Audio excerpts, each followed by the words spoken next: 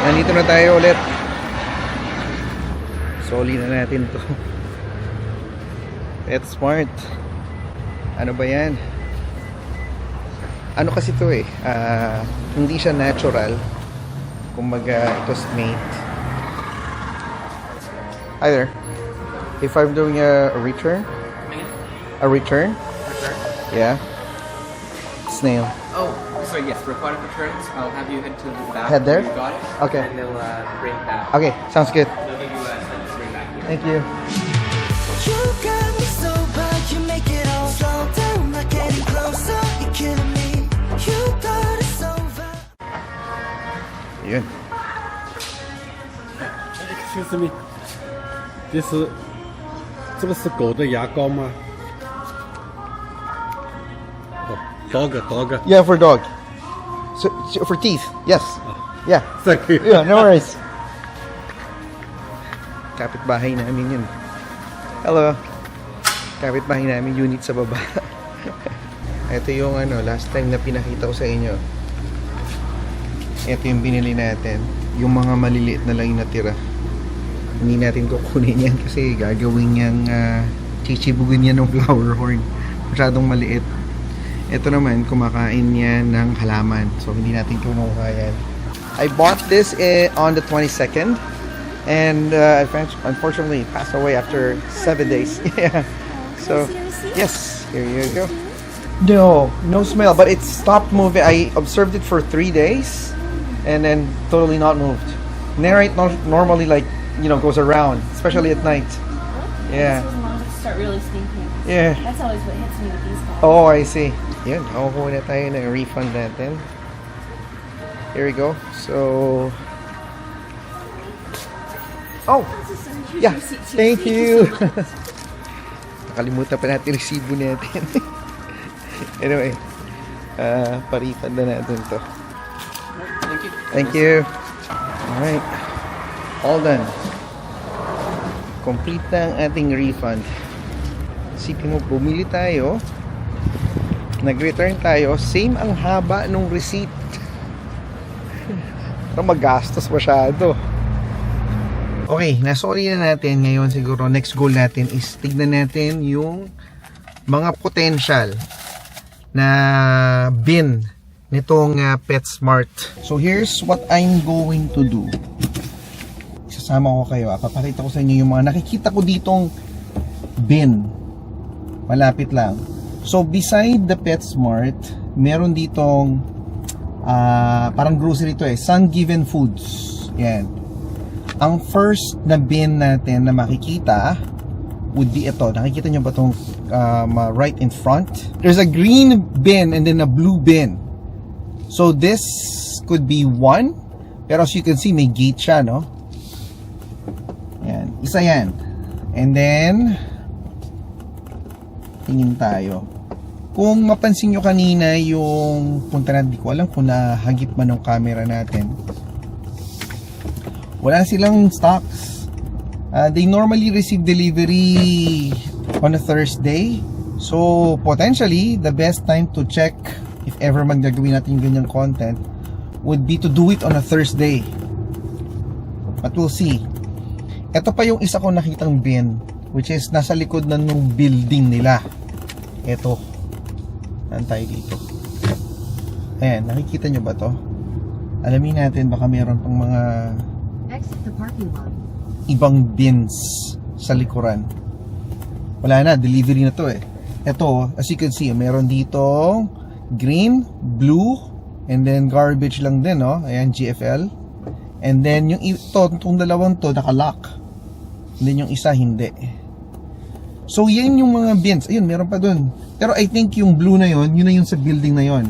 Etong pinakita ko sa inyong set na to, ito yung pinakamalapit sa likuran siya nung PetSmart.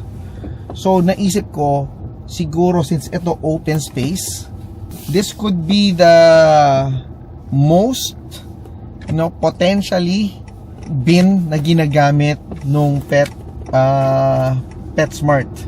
So we'll see. Aralin muna natin, no? Mag-observe tayo, bale, if that's something that we can do, and then alamin natin kung nilalak ba siya at night. Pag nakita na natin yung mga factors natin na yun at na-confirm na natin, potentially we can do a content about that. British Columbia. So ngayon, pupunta tayo sa April's Aquarium, di ba? Last time, no? You might have seen this in my previous vlogs. We went there and bumili tayo ng what you call a black hat nerite snail. Kasi yun daw yung parang pinaka-hardy na snail that normally would last you, up to even 10 years. Kaya mo yun, 10 years. Para na siyang Japanese koi. And nung nagpunta nga tayo, napakadami nilang option ngayon. Parang it's a fresh delivery of plants. At the price na nakita natin, mga $13 lang. Medyo parang naisipan kong bumalik para doon sa ating 40-gallon tank. Kasi it's all, I guess, it's all hornwort right now. And then yung ibang mga small plants na nilagay ko doon, meron akong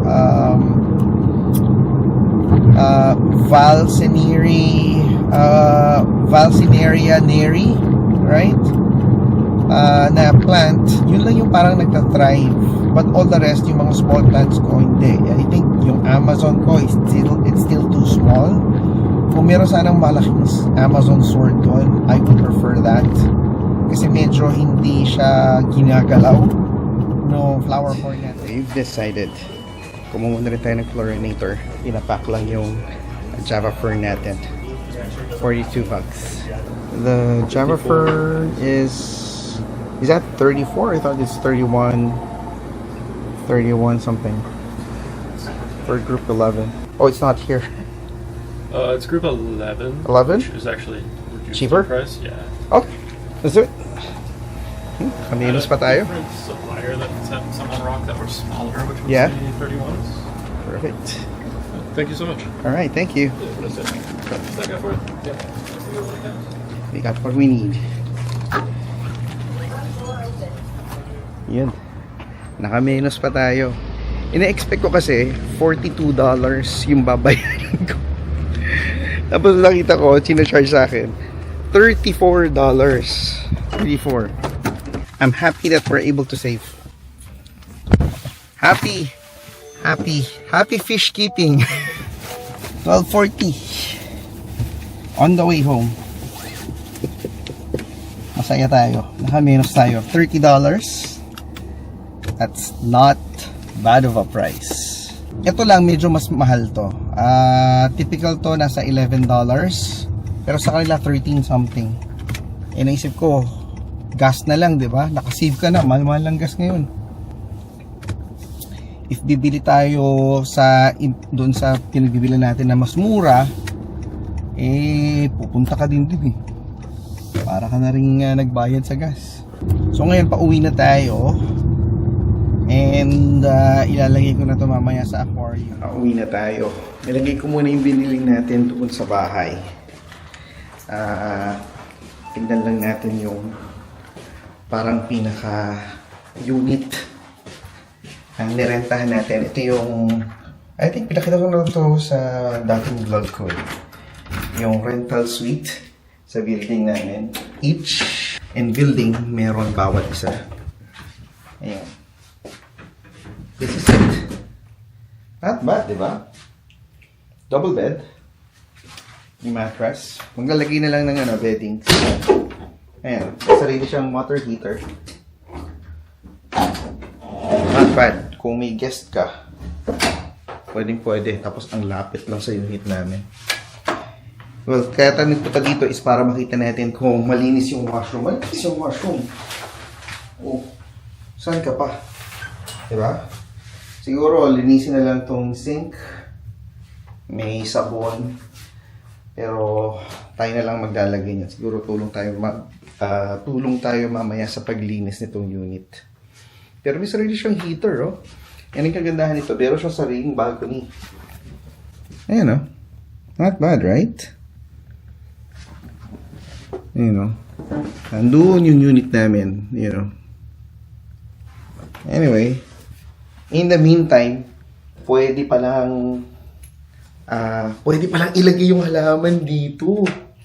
Temporarily. Yung may insekto. Tama. Sabihin ko kay Mami. Baka pwedeng ilagay natin para mainitan lang. Kasi yun yung wala sa unit namin eh. Walang pwedeng paglagyan na tapat ng araw talaga. How I love the city of mine. It never gets me down. City of mine.